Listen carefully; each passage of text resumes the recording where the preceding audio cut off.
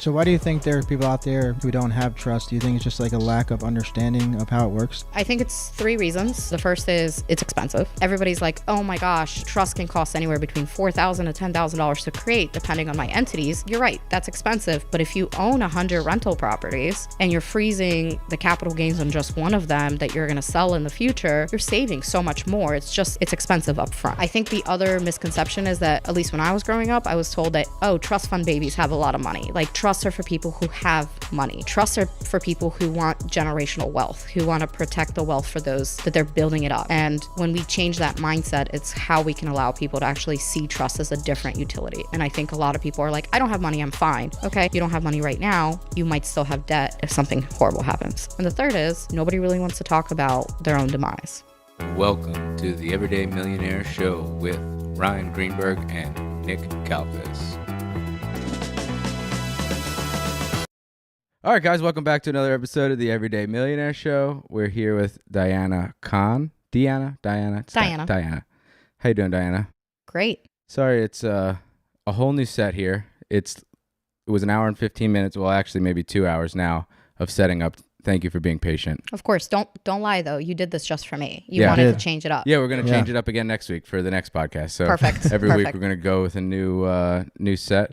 But it's great. Nick, how you doing, man? Good. Thanks for coming. Of course. So I had you here because my lawyer cost me $450 an hour to talk to. And I figured, hey, if I have Diana, I can ask all the questions I was going to pay my lawyer. For free. Now Diana's my lawyer. So now I could get all this free law information. I am so glad he outed himself this early in the podcast. So now I can talk about all his crap. Guys, I know all his secrets. I'm really here to disclose it. So Diana owns DK Law Group. I do. What do you guys focus in? Why don't you give me a little elevator pitch? Yeah, so I actually own several businesses. I own 3 real estate brokerages. I own a property management company, and law was sort of the thing I wanted to do long term. But the problem with law is that, as you know, it costs $450 an hour to get hired, and then you can't really help people in our industry the way I wanted to. So I started the brokerages, I started a title company, and then I started helping people on the law side, and I could kind of choose and pick my clients. So our law firm started doing all of real estate. I've been in real estate for 15 years. So I've done everything from regular transactions. I'm a real estate broker, assumptions, loan modifications. I've personally negotiated about 9,000 short sales. So I've done sort of all of it, right? And the good news about that is that if you call me, there's really not a situation where you can be like, hey, I have this situation. What do I need to do? And people are like, this lawyer doesn't know what they're doing. I just, for example, went toe-to-toe with the Coldwell Banker corporate attorney at a mediation. And she said something and it was completely wrong. And I just looked at her and I was like, with all due respect, that's wrong. And she just stared at me. And I was like, it's not even that, don't want to be rude, but I've been here for 15 years. You're not local to Maryland. Anyway, we won that. Outside of real estate, we do all sort of business formation. A lot of you probably have your own LLCs. I know you do. Obviously you do. The problem is all of you guys call me and you're like, I have an LLC. I can't get sued. So I realize that this is true probably 20% of the time because whoever started your LLC didn't give you those formation docs. They didn't protect you, the litigation, operating agreements, all that stuff that starts out. So commercial law with residential, all of it. And then my new niche is trusts and estates and estate building to kind of tie in all of us in real estate. If you're not doing your estate planning, you're really not protecting your wealth. You're growing your money, but you're not protecting wealth for those coming after you. And that's kind of where my new focus has kind of been on, to get people who contact me for real estate, contact me for property management. Hey, let's talk about how to save that money over the course of whatever. So when Nick's 3-year-old turns 18, he makes sure that whatever he's built will stay around and not just go away. So at what points should somebody looking into getting a trust? Oh, right away. Can you explain first what a trust is? Yeah. Just a brief summary for somebody that doesn't. Yeah. So the easiest way to think about it is all of your stuff and all of your stuff. You're walking around with your stuff in an envelope, right? Just picture all your money, your residential properties, anything that you could possibly equate that you're worth is in an envelope, and it has your name on it. has your name on it, right? Like your name, first, last name. So if somebody sues you, somebody comes after your stuff, they come to this envelope, they come and grab stuff out of that envelope because they're suing your assets. So when you create a trust, you're essentially creating another envelope. Now that envelope no longer has your name on it. We name it whatever we want. And we make a contract and we say, while I'm alive, I control the assets, but I'm no longer the owner of that trust. Basically, I'm the vehicle that controls it during my lifespan. I still have access to my money. I still have access to everything. But what I'm doing is I'm actually giving it to my family, or I'm giving it to my children prior to death, and I'm doing it now. So I create this new envelope. I put all my stuff in it. Now, my personal envelope, your personal envelope is empty. So if you ever get sued, on paper, your assets are zero. They can't go after that trust. So you're essentially creating this ability to avoid litigation. For the property management people, or those who own rentals, if you do what's called an irrevocable trust, one that you can't change, and you put your rental properties in it, it freezes the tax assessed value. So in very simple terms, Baltimore City, you buy a house, it's $100,000, put in a trust, you want to sell it in 15 years, it's now worth $450,000. You're paying capital gains on the $100K when you created the trust. So long-term investing, it's great. Litigation-wise, it's great. It also allows you to control what happens after you die. So one question would be, when you're setting up a trust and then you're going to the bank to ask for loans, do they get to see that as your assets? Because, as real estate investors, we're trying to go to the bank. We're trying to get them to give us money and leverage to buy more real estate. How does the trust look on like your balance sheet? So it depends on how you're doing it, right? If you're doing like a hard money loan or anything like that on your business, the trust owns the business, but the LLC is still its own entity. So you can still prove income and assets that way. All you're doing is just kind of separating it from yourself. If you're doing it as a personal entity, your trust only has assets, but it has no debts. So if you're doing like a paycheck, or those of us who are not 1099 or like making money, your DTI is still going to come in for your lender because you're still making money as your own personal person. When you want to prove that the bank account for the trust belongs to you, lenders will accept that, because all I'll do is I'll issue a document that says, this is yours, you're the primary trustee, you have full authority to it, and most lenders will accept it. The issue you're going to face is when you buy the house, you're not going to be able to put it in the trust name right away, because you can't take out a loan for somebody who's not making income, right? But you can flip it into the trust as soon as you're done buying that house. So you basically buy it as Ryan or Nick.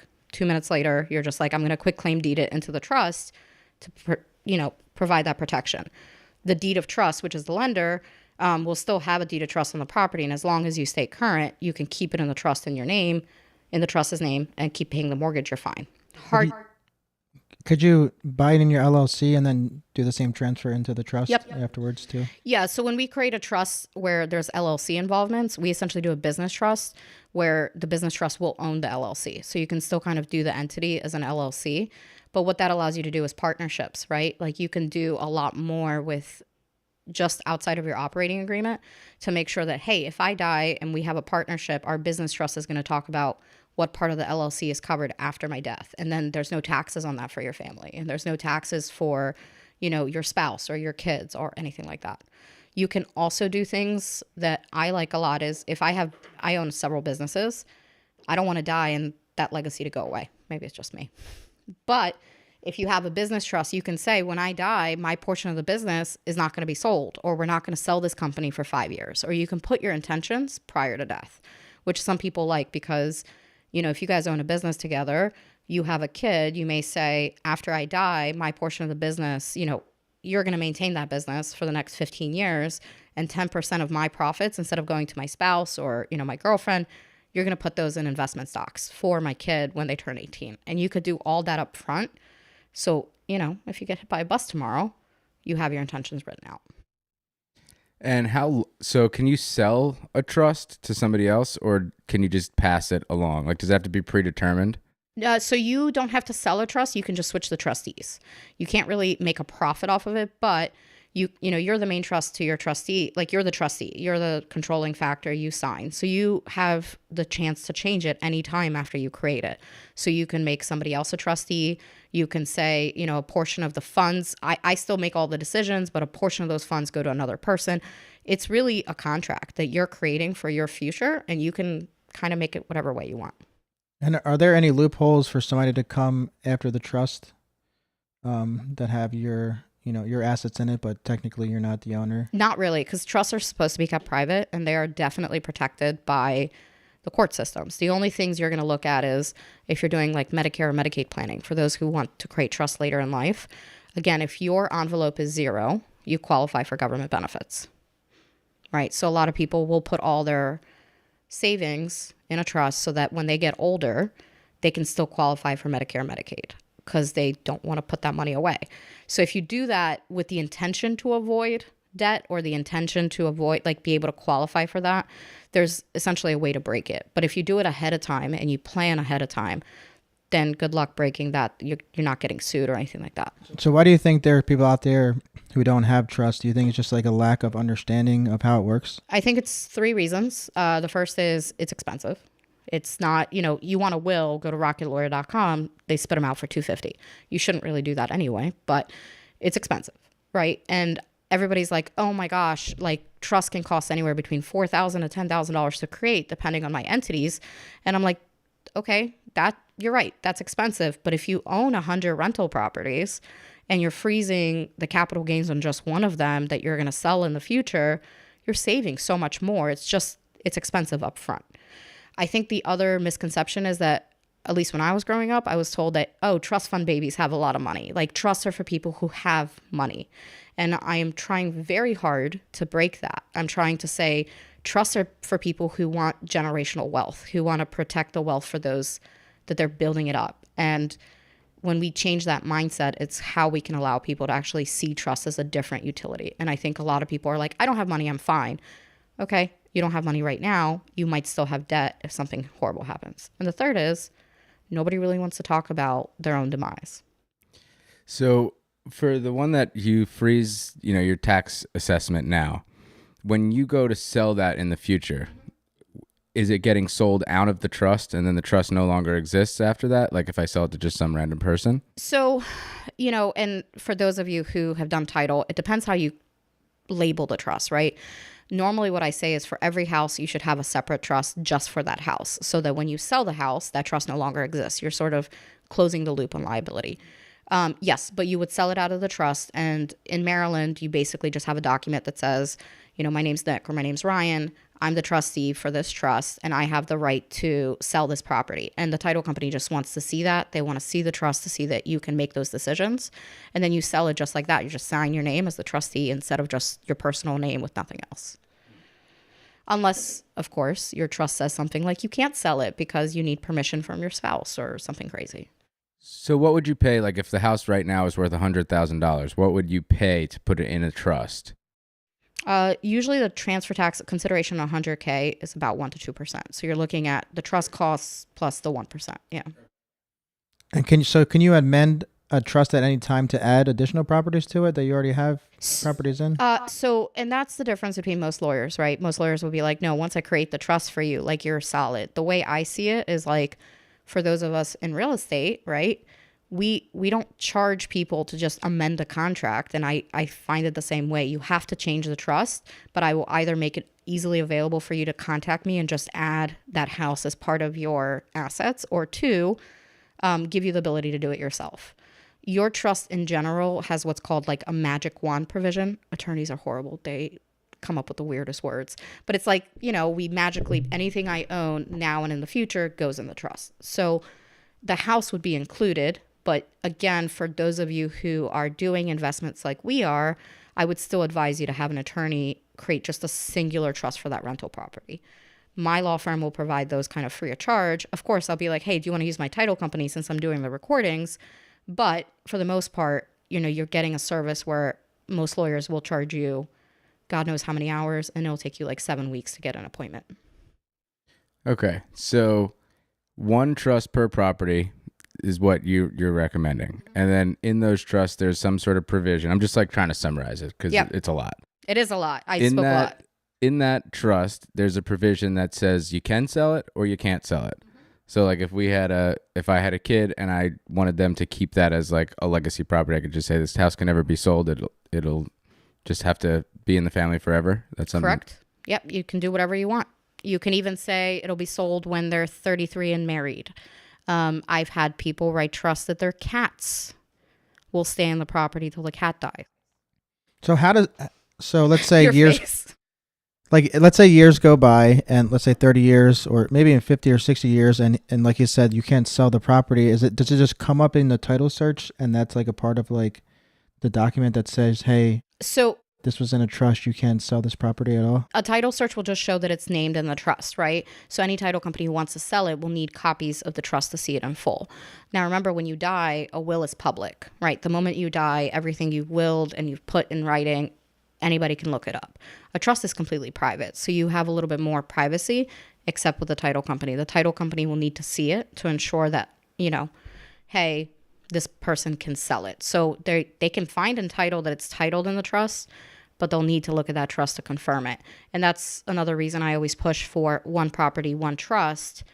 Sort of, if you can think about it, it's a scale. You have the family trust, which is your family legacy, and then we just kind of branch off in smaller trusts that just handle each property individually. So when you need to sell, this property or, one of the properties, the title company is just reviewing the trust for the property, and you're not outing yourself on all your huge net worth. And how long is the document that they have to read to determine what are their So it's usually about 10 pages if it's just for the house. If it's for everything, it's like 130 pages. But in the state of Maryland, at least in Maryland, you can have what's called a certification from a law firm that just says, my name is Diana Khan. I drafted this trust, or I've reviewed this trust on behalf of XYZ. On page X, it gives them the right to sell, and then I sign that, and most title companies will accept that as a document instead of reviewing the trust, as long as it doesn't come from you directly. And the reason being is because, they can't really trust that the trust says XYZ. They have trust issues. Right? That's a lot of trust. So to go on the other end of the spectrum, what is the liability of having properties in, because, there's better loan products for your personal name, right? So what's the liability of having properties in your personal name, and is there a way to protect that outside of the trust thing? Now that we've talked about trust, is there another way to protect with like umbrella policies or anything like that? So yeah, I mean, in general, I don't know a single lawyer that doesn't have an umbrella policy. So anybody who, currently has insurance, you guys should consider an umbrella policy. Umbrella policies in general are like a walking, talking coverage wherever you are, whatever you're doing. However, in rental properties, I get very nervous when somebody tells me my rental property is in my personal name. The reason being is because if you have something happen in your house, whether or not your tenant trips or they're just a-holes, right? Like either way, you're getting sued. The problem is everything you own is now on the line to get caught up. So they can literally do a Liz Pence against your personal property and says that they're suing you for, let's say, $2 million. And it's a complete BS claim. You're now tied up in court with your personal assets that are also in your personal name. And as a lawyer, if somebody calls me and they're like, hey, I want to hire you to, sue Ryan. Okay, the first thing I'm going to do is do an asset search on you. That's within 2 minutes. Just put your phone number in the systems I have. I can see what cars you drive. I can see all of your social media that's tied to all of your emails. I can see what you're worth. I can see sort of a gauged idea on what's in your bank account and all of the properties you own. So if it's all in your personal name, somebody says, I would like to sue him for X, right?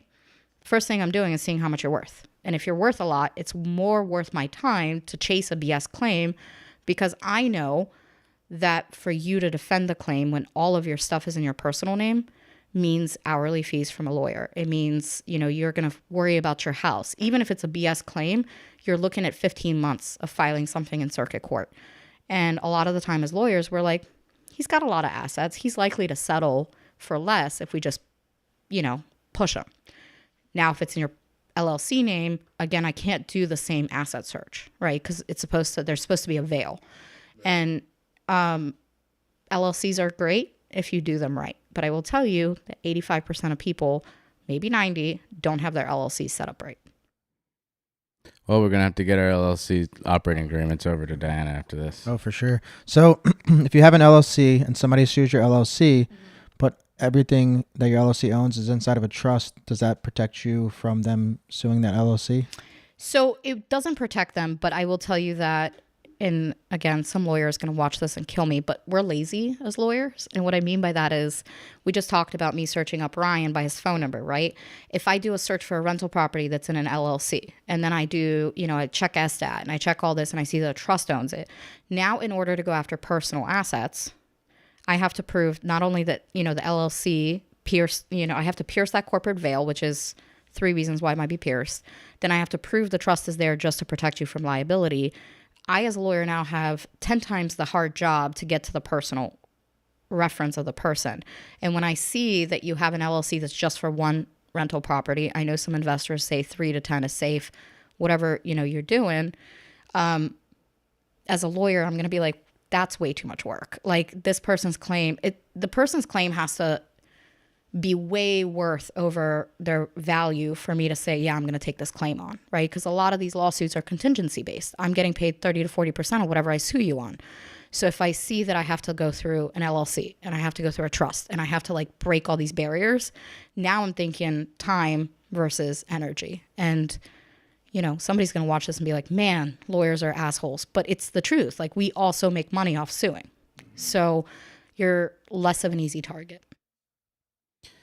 Okay, so what is your thought? You said 3 to 10 per LLC. Is there a number? Should it be separate LLCs or should it just always be trusts? I think you should have a separate LLC for each of your rental properties. Like you should have a separate business that handles your rentals at the bare minimum. It's one trust that can own all the LLCs if you want to kind of do the double layer. Because we have one LLC that owns all of the properties, minus a couple that we have in our personal names. But like that was like the ones that we bought that we lived in. Do you have an operating agreement? Yes. Do you Okay. So the problem now is, all right, let's talk about that.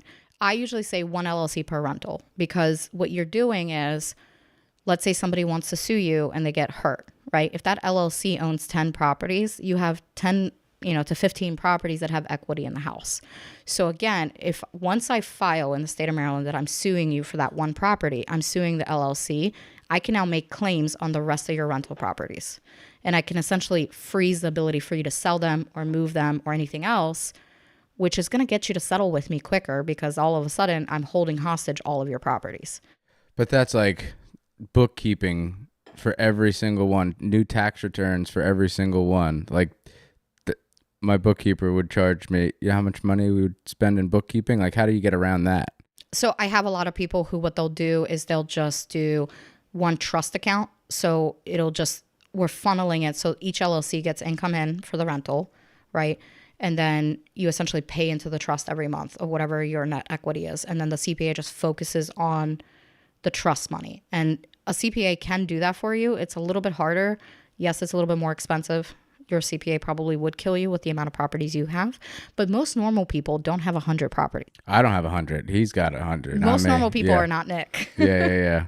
That would be insane to file 100 tax returns. If anything, focus on doing less. Like you have 90 something, I think you said. So I would focus on maybe doing 10 to 15 on each so that you're not putting all of your eggs in one basket. And that's sort of what worries me, right? And then you have to look at how do we pierce a corporate veil, right? And those are really 3 things. You don't have an operating agreement that you're following. Either you don't have an operating agreement or you're not doing minutes once a year for yourself. You're not computing everything in that operating agreement that's required in the state of Maryland to be considered a valid LLC.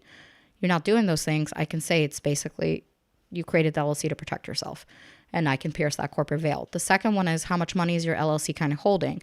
Again, with you, I'm not too worried. You have 90 properties. You probably have a lot of money in that LLC account that's kind of swinging every month. But those people who have 1 rental or 2, they keep that cash very flush in that account, like very low in that account. That's a red flag.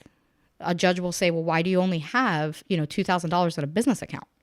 And they'll say this business is clearly just to funnel money into your personal account. And then the third one that we always see that happens is the commingling, right?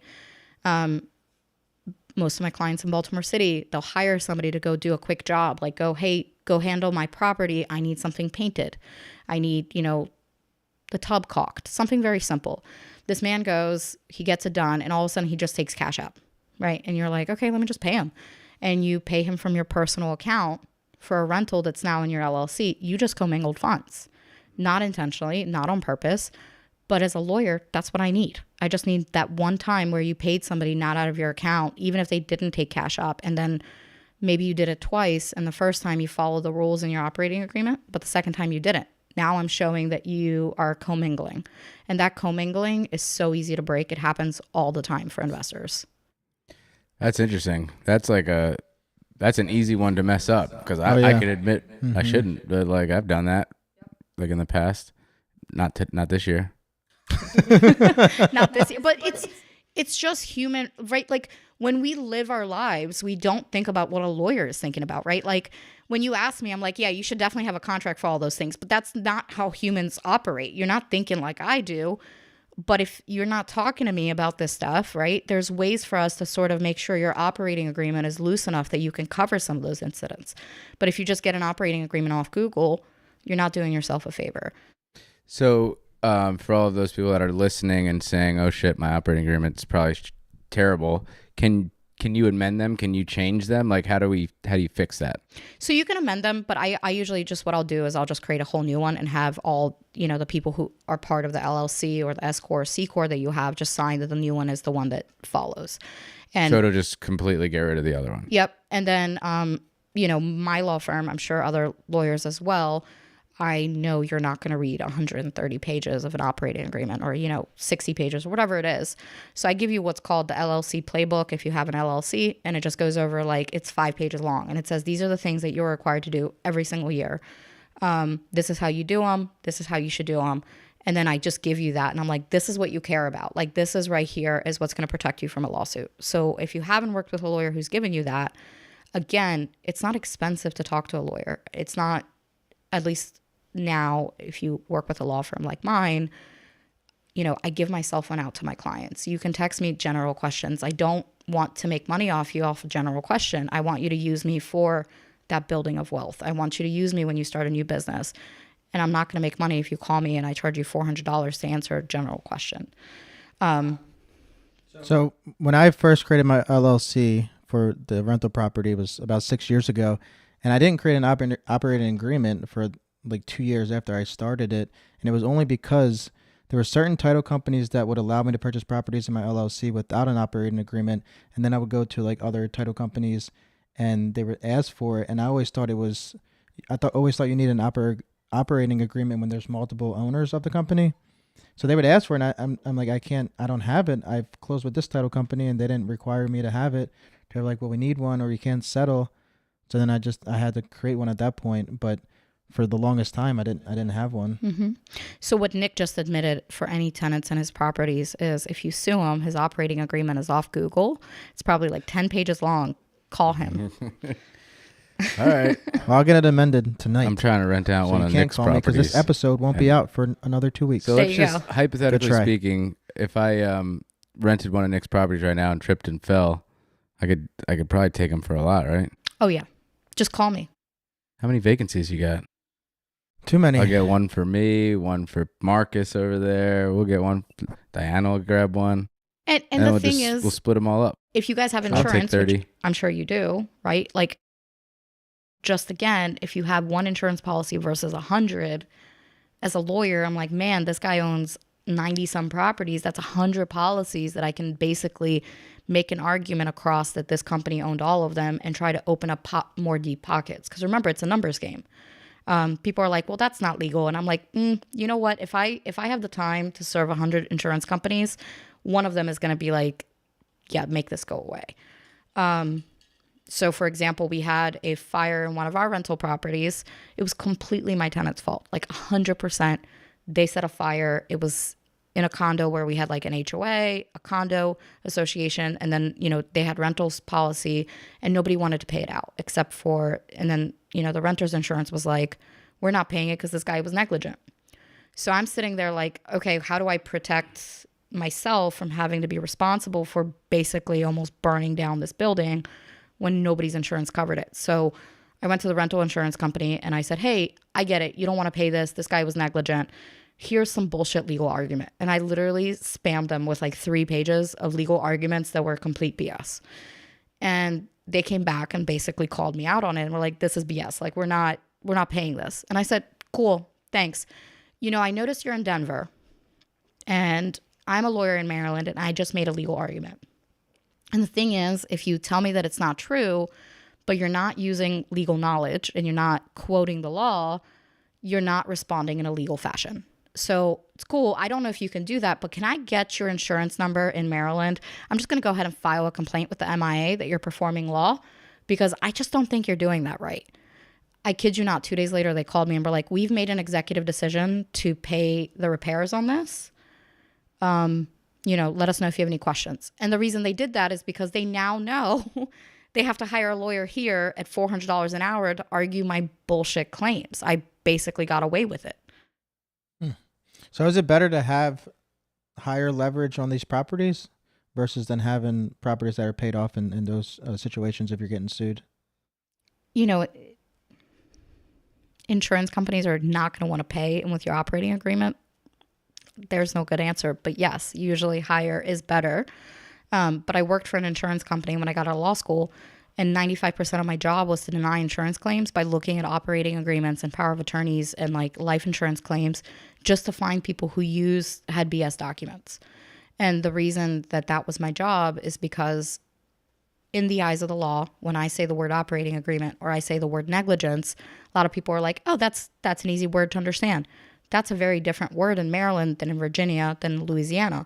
So I would deny claims just based on using general documents that you didn't realize had statutory definitions. Wow, there's a lot to think about here. So I'm stressing these guys out. They're gonna they're both gonna call me after this and be like, I did have a lot of other questions. Now I can't stop thinking about all these things that are going on right now. I think what you're saying is I just made you a client. Yeah, no, this is important too, and you made me a client as well because after this, you're going to sit down here with me and write this agreement. All right. I'm down for it. I think it's something that like I've definitely overlooked, especially in the beginning. I feel like you're grinding to like build a business and like you barely have any money. I had negative money for so long, like just borrowing money, buying houses, building the business, that the last thing I want to hear is like, hey, do you got $4,000 to put your stuff in a trust? Like, I was like, well, I don't have any stuff. That's what I thought, Right. And then you snap your fingers and fast forward a couple of years and now you have a bunch of stuff and it's pretty much all just unprotected. Right. And then I'll be very honest. I own 7 businesses, which means I have 7 LLCs. And I'm in the hot seat too, because when I started, I was grinding just like you. It's human nature. You're starting a new business. You're thinking about how am I going to market myself or how am I going to do all these things? And then you don't think about this because at that time you're pissed broke. You're just like, yeah, I'm just going to like throw shit and see where it sticks and see how I can like go out and be on my own. And then next thing you know, like 3-4 years later, you're like, why don't I have a lawyer in my arsenal? And then that's when you realize. So I was guilty of the same thing, even though I am a lawyer. And now I'm like, okay, my operating agreement has to change too. It's just part of the business. And the more we think about it and put it as part of our yearly checklist of things that we need to make sure are okay, then that's okay. If you have a lawyer like me, I'll send you an email in December and be like, hey, there were no laws changed about operating agreements, or hey, I'll just take care of this for you. And then it works out, but a lot of lawyers are not as savvy, or maybe they'll just charge you a lot. And then the perception of $500 an hour, I can't afford that. So I guess in terms of operating agreements, how does the wording change from like, let's say there's 2 people who are buying rental properties and they're very similar. Like what would change as far as like the wording in the operating agreements? So the big things about having 2 partners in an operating agreement is when you don't have one, right? Or you do have one and you don't focus on things like what happens if one person wants to be bought out. So I have a client who actually just hired me. She didn't have an operating agreement, but her other business partner has decided, I don't want to do this anymore. And she doesn't want to do it because they're literally fighting over stupid shit. Like that, they're just being petty. I think, the person who was in the car with me when I took the call after I hung up, she was like, wow, why is that person being such a bitch for? Like, you're literally being hired because one person's being a bitch. And I was like, 100%. So they didn't have an operating agreement. So this chick goes into the business account and empties out half of it and takes it, right? And then she said, we're not doing any more events. They have commitments to the end of the year. And this person hired me and was like, what can I do? And I was like, well, where's your operating agreement? And they're like, well, we have one now. It doesn't address any sort of arguments or issues about partners or buyouts. We didn't do any of that because we thought we were going to be all good. And I'm like, well, now you got to hire a lawyer because you're stuck to whatever the state of Maryland says. And the state of Maryland says that if you have a disagreement and you don't have a how do we handle the situation, you got to wait for the court to decide, which is a 15-month time frame in Baltimore City. So if you're a sole member LLC, is the operating agreement a lot shorter? No. Or can it be just as long? No, because the whole idea behind you is even though you're a sole member LLC, remember LLCs are made to be able to give you multiple partners. It's a hybrid vehicle that we've now created for businesses. So the whole idea is, yes, you're a single member now, you may not be in the future. So we're creating an operating agreement that's going to show that you intend to grow your business. So it needs to cover things like when I die, what happens? How are my clients going to be handled if I no longer want to do this? So a lot of us who have operating agreements is like, yeah, man, like I own the business, the end.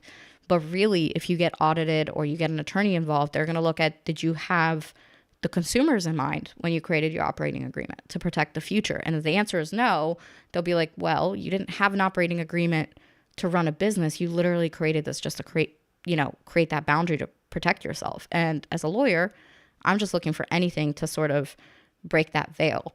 And it's not one thing, but I'm looking for a pattern. If your operating agreement's not good, then you pay that guy with Cash App and you have like 90 properties in one LLC, and then you've put some money or like you've paid yourself sometimes, or you've gone drinking and I didn't see that expense as like a business client expense. Maybe your QuickBooks is a little weird. Now I found 4, 5, 6 flaws and I can sue you easier. Will I win in court? Maybe, but guess what? I've got time. You don't. 15 months of putting you through the ringer, you're going to eventually settle with me. And that's the game. The game is that when somebody hires a lawyer, they're like, this person's working on contingency. Nick's got 100 properties. You want to go? Like, absolutely. Let's see what we can do. And he'll settle quickly because all your properties are tied up now. Interesting. Very interesting. Nick's going to hire me after this. This is worth the drive. I have 2 weeks. Worth to the get drive together. for you, for sure. So, okay. So, as far as businesses and business partners, do you say that you should have some sort of buy-sell agreement before or during? Like, is that in the operating agreement? Yeah, we have basically like a buyout clause or like what happens if one dies. Those kind of things, right? Like just have it because it's from a consumer standpoint. Did you protect the consumer? And 2, did you have the intentions to grow the business? So you should have those in there, even if you're a sole member. If I die, such and such person will do it. And remember now, Virginia, we're not in Virginia, but Virginia now said that in a lot of these LLCs, you have to essentially name the person who's going to take it over in your operating agreement. And then you're looking at issues. I'm sure all of you have heard, open your LLC in Delaware or open your LLC in this state because you're paying less taxes. This is very true, right? Wherever you're operating and your main home is that's where your tax base is. But if your rental properties are still in Maryland and your operating agreement isn't focused on Maryland statutes within it, saying if we get sued for this and jurisdiction is Maryland, we'll cover these bases. What you're now doing is you're stuck in Delaware law, whereas the person suing you is stuck in Maryland law, and they're going to win because your properties are here. So you have to sort of address that across the board. And it's not every state, right? But you should have an attorney review it if you're doing business outside of the state your LLCs are. Just have an attorney look at it and be like, hey, is this good? If I get sued here, do I need to add any verbiage in my operating agreement that's going to cover me? Okay. For business owners or partners, or even, I guess, single person business owners, do you suggest having life insurance as well? And can you explain that a little bit more? Because I've been going through this process recently and just like, I'm, I guess, getting sold on life insurance right now. Oh, good. Because, and you can correct me if I'm wrong, because both my partner and I are key men or key people, I guess, to be politically correct. Yeah. Don't want to be, women can operate businesses too. Look at Diana. There you go. So because if one of us died, then the business would struggle to like go on. Mm-hmm. So it would need some sort of like financial like reparations or something. Like, is that right? Yeah. So you should have life insurance in general, right? A lot of us are entrepreneurs, so we have to have our own policies. So I'm going to kind of go from work kids, and then we'll talk about entrepreneurs as well. For those of you who have kids, you should get them life insurance at a young age. I know that sounds really weird. People are like, I don't want to think about my 6-month-old dying, right? But to out myself, I have an autoimmune disease. I'm type 1 diabetic. I got diagnosed when I was 8.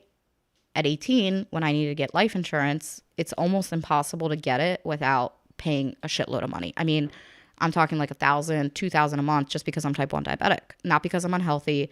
It's literally, you have 3 kids. This is your age. This is how much it's going to cost. And the amount of money I make a month to cover what life insurance would cover, the fees are So like, it goes by absorbent. what you're making? So it's how much coverage you want, right? So for me, if I get see. life insurance as the primary breadwinner of my house, I know what threshold my husband would need, right, if I demise. So I'm like, if I need life insurance, I need to think about the total coverage that's going to get paid out. And then I also have this autoimmune. If you get life insurance for a child at the age of 18, they have 2 options. They can kind of buy out and get some of the money that you've put into the life insurance since they were little, or they can continue that coverage after 18 at the price you were paying when they were 6 months old. Do you know what percent that they would get if they choose the buyout option at 18? I don't, but I can definitely get that answer and get you back. What do you think it would be? Just like a guess. I would assume it's anywhere between 50 to 60% of what you put in. And are you, if you get life insurance for your kids, are they locked in at that same rate throughout their whole life? Yeah. Is that also benefit, right? Because if something happens to them, So the older you get, the more expensive you get. Right. So again, if my parents had gotten it when I was like 3 years old, I mean, just using numbers today, I have all 3 of my kids insured, and I'm paying like literally $20 to $30 a month. It's very small because I got it right when they were born. But if they get type 1 diabetes like I did when I was 8, at 18, they wouldn't see that increase, and they could continue that coverage, which then even if they say, okay, we're going to increase it for like fluctuation and we're going to make it $130 now, they can't look at your medical history, which is the big factor for your kids. It's a big benefit for them because you just don't know what, if anything, they might get diagnosed with. And life insurance is not something we're thinking about at 18 years old. Most of our kids will be like, yeah, I'll just take the buyout. But as parents, we can say, hey, don't do that. Keep it going. It's not that expensive. We'll maintain it for you. You just don't know. Well, whose option is it? Is it the 18-year-olds or the parents' option? It's the 18-year-old, but I would oh, hope really? that... So they can just... Yeah. I would hope that your 18-year-old would ask questions, though. Yeah. And again, you can also do things like if you had a trust and you die before they turn 18, you could say that, you know, the portion of your wealth is not going to them unless they continue the life insurance policy. So I could create that for you. Just, you know, going back to that. Now, if you have a work insurance plan, which I think most people who are not entrepreneurs, this is what they see. Couple of the issues that you're going to find is that you really, life insurance in the state of Maryland, at least, the requirement to pay out is much longer in an employee plan than a private plan. So the problem is, right, if an employee plan doesn't have to pay out your claim till 12 months, you're dealing with whatever company your employer chose. So Transamerica usually pays out pretty quickly, but some others don't. So the problem then is you die, you have employee provided life insurance. They have 12 to 24 months to pay out. They may examine your medical record. When did you start the job? Did you have medical? Like, there's a lot of questions they can look at, while your spouse or your children now have a $30,000 burial that they have to force and also make up the income while they're waiting for that life insurance policy. Whereas private life insurance has different payout requirements and it's much quicker. So that in and of itself, people are like, I'm covered by my job. And I'm like, you should get a second one. Like, just do it. It's not going to be much. Make sure you know how much your employer is actually covering. Because that to me is like huge, because the quickness of the payout, because if, you know, your business partner dies and you're both fully operating the business together and it's doing a couple $100,000 a month and you don't have somebody to do that, you could go broke in a couple of weeks. Right. So are these life insurance companies similar to attorneys in the sense that they try to find any, not loophole, but like anything to penetrate reasons why they shouldn't pay out a life insurance policy? Absolutely. I worked at Transamerican Life Insurance when I was in law school and a little bit after. It was a very nice corporate job, 9 to 5. I couldn't do it because my job was to literally just deny life insurance claims. I kid you not. Transamerica is probably going to sue me that I say this out loud. They had me go through medical records. They had me look at, was there a beneficiary change in the last 10 years? Did this person, we had situations where it was like, did this person have a beneficiary change where maybe somebody died or they got divorced? And in that case, if they had dementia, look through their medical records and see if it's possible that it got diagnosed late. And can we make an argument that they weren't in their right mind when they changed the beneficiary? They literally dig through all of that. That's so scummy. That's why I don't work there anymore. Yeah. It was a nice job as far as pay goes, though. Oh, man. So with the business, you're getting paid pretty quickly, though, when you're on your business. So if it's like an independent insurance, then absolutely. And you have several different ways you could do it. I always say, like, if you have a chunk of cash, you could do like one of those term insurance where essentially you buy into it and then you could take it out as you get older. But there's also, outside of just life insurance, you guys should invest in, I can't remember the name, but it's basically insurance that'll cover you if you need like hospice stay or any sort of like rehab stay. Those kind of things you don't need till your 60s or 70s, but getting enrolled, the closer you get to Medicare and Medicaid, it's very expensive. And, you know, just as a personal note, my mom is 70, and she got really sick really fast last year. It was completely unexpected. She went to, Cancun. She was in the hospital 3 days later. And then she was in ICU for 7 months. And then she needed rehab care. And I very quickly learned that if she wanted to go to one of these care places, we were looking at $15,000 to $20,000 a week. And she had Medicare and Medicaid and still wouldn't cover it. And they started talking about asset protection. They were like, do you have insurance to cover this stay? And I was like, yeah, my mom barely can pay her bills. Like, no, she doesn't have insurance. So, if she had her house in a trust, then we would worry a little less about it. Okay. So we learned trusts and operating agreements so far. And insurance. And life insurance. And life insurance. And life Right. insurance. Okay. I have another topic. Quick one, maybe. Marriage. Oh, I love this one.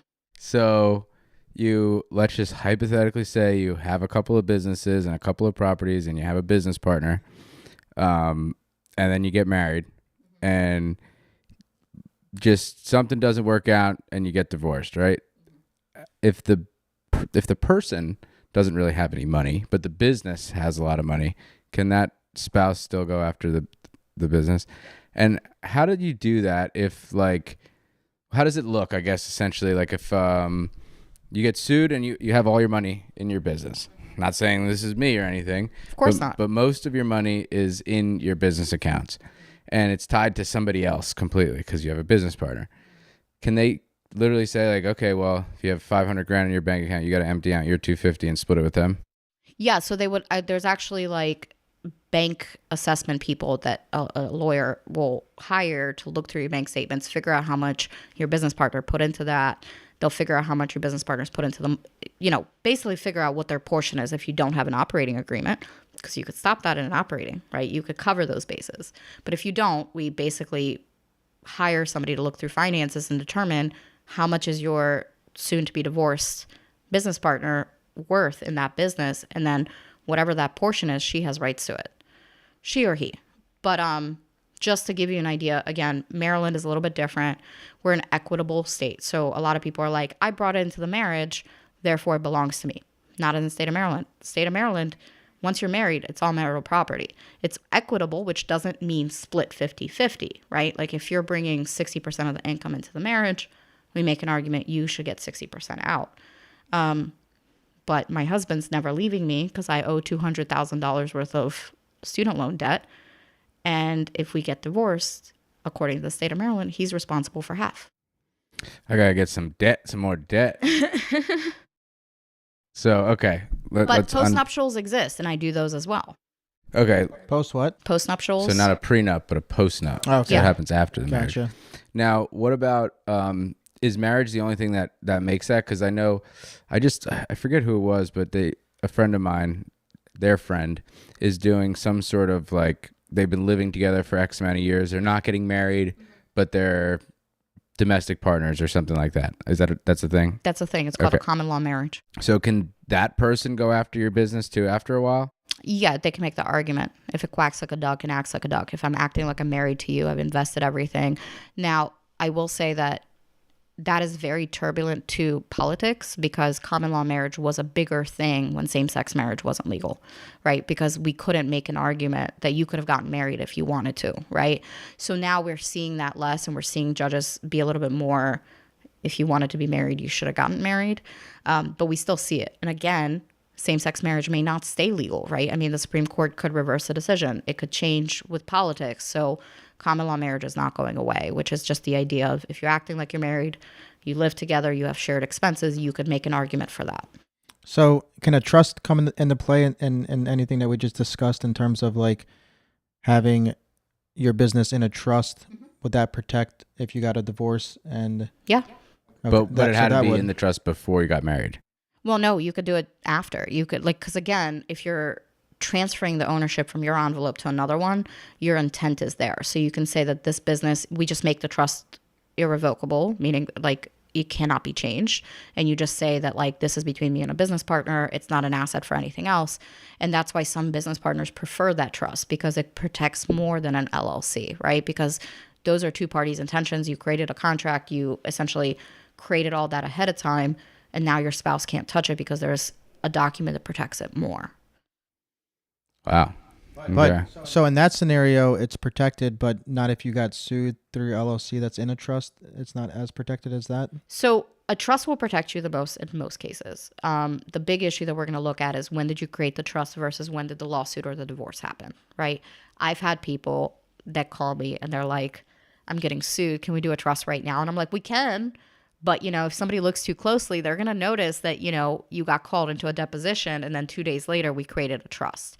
So that's why I always talk about do it sooner rather than later. Do it before the conversation of divorce comes up. Do it before these things come up and think about, you know, 10 years, 15 years from now. If you're not thinking outside of a year or two and you're not thinking worst case, you're not building your wealth. You're not protecting your wealth.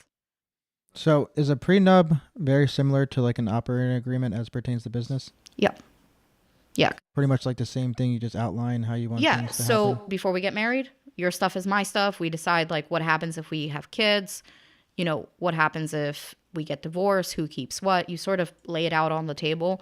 The only big thing with prenups is kid wise, they're not going to let you disadvantage a kid. So what I mean by that is if you then get married and your prenup says we're not going to pay child support, but the other person then gets a divorce and is like, I can't take care of my kid. The state of Maryland's going to be like, no, like it doesn't matter what your prenup says. Like you brought this child into the world. We're going to invalidate the prenup when it comes to children because it's our duty to protect them.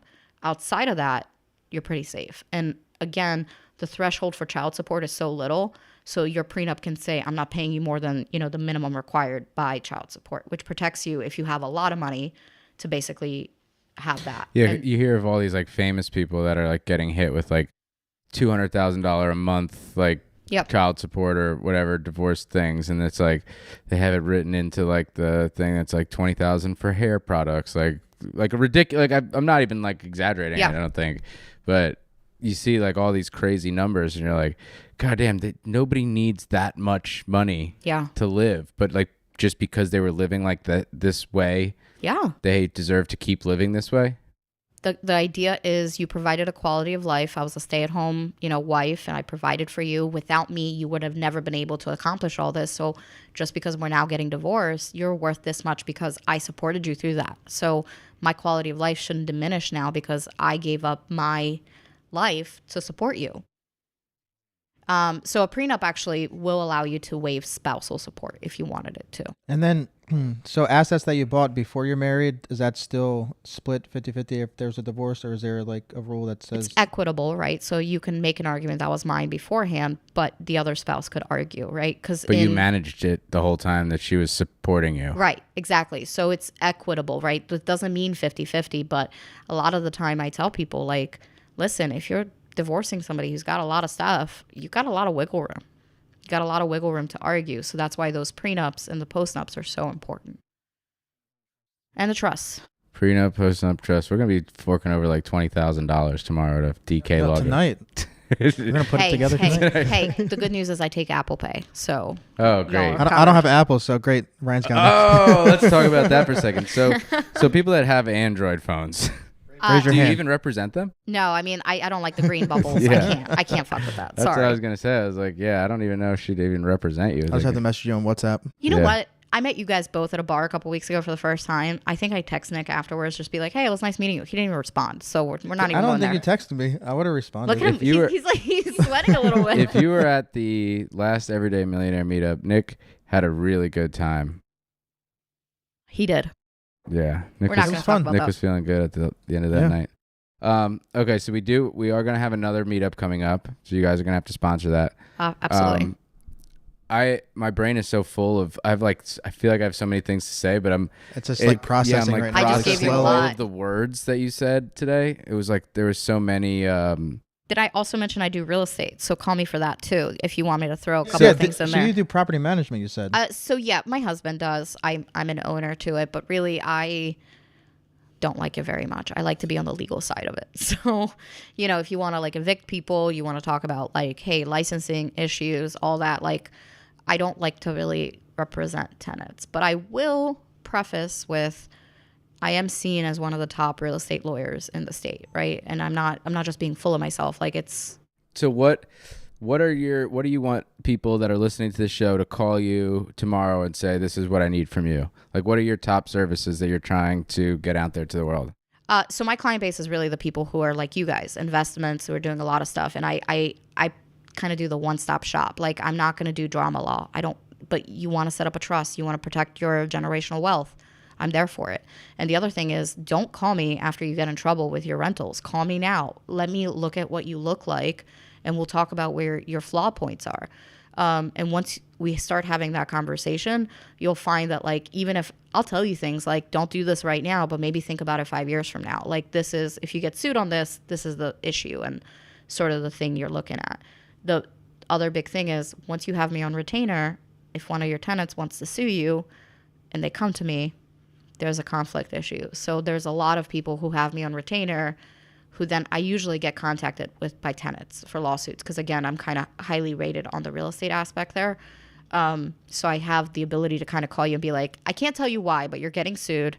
Somebody contacted me. You're on my retainer, so there's a conflict, but I'm telling you right now, maybe check out your property at XYZ. I've done that a few times. Okay, good to know. So DK Law Group, and you practice just in Maryland, right? Yes, my title company does Virginia, but come on, that's boring. Yeah, no. So, all right. So trusts, real estate law, looking at general businesses and seeing. Yep. I know Nick and I are both going to do that. So how can they get in touch with you? So I give my cell phone out to all my clients. I think that's how I sold you, Ryan. My cell number, 443-739-6724. Shoot me a text. I'll get you the rest. But You're literally going to get 1,000 texts, and 2 weeks from now, you're going to wonder why. that's fine. I mean, I have a staff who handles it, but I don't believe in giving you a bullshit number. Like, I'm a human. I might take a day to respond, but I'm not going to put red tape. Like, text me. We'll talk. Yeah, that's one of the reasons that I was just like, all right, this is who I'm using, because the lawyer that we've been using, that we went through a big lawsuit with, and all this stuff, it's a nightmare trying to get in touch with these people. Like, you got to talk to the assistant that talks to this person, and then they leave a message, and then they call back. My one collections lawyer was like, she's a nice person, but I messaged her with like a really big problem that I had about a collections case, and she sent me a Calendly like link, and it was like 2 weeks out that I could like schedule a phone call with her, and I'm like, this is not okay. So that's when I told my assistant Jocelyn, I was like, do not send this other attorney any more documents. Like, wait for DK to hit you guys up, because look, I've got assistants, I've got a Calendly, I've got all that. But if you just have a quick question, I'll answer it. Like if I say like, hey, this is like way outside the scope, I don't want to text you legal advice. It still won't be 2-3 weeks out unless it's something where I'm like, yeah, you got nothing to worry about. I'm going on vacation, but I'm available and I will answer your texts. Awesome. So DK Law Group, Diana, thank you so much for coming on. I learned a lot. My head is going to be spinning all night long. On our new set, so you guys know, this is all going to be filled up with stuff. We're going to be offering ad space, so we'll put your logo up on the wall. We're going to have some shelves. We're going to have some cool stuff. So if you're looking to advertise with us, it's coming soon. We're building the set. So they're going to have to pay for my services. So you're going to see my ad space up there just as an IOU. There you go. Right? There you go. It'll be front and center, DK Law Group. So then And, we're protected. Keep an eye out for our next event. By the time this comes out, this will probably be early December. Yeah. So our event's going to be in January, I think. Did we nail I down a think date January yet? 11th, we're thinking. So we'll announce it officially soon. But last one was a huge success. Had over 100 people there. It was super fun. We're getting a bigger venue, more sponsors, more people. So it's going to be a good time. And I'll be there, and I'm going to go for the TV this time. And Diana's going to win a TV. Maybe. There you go. Maybe. All right, guys. Until next time. All right.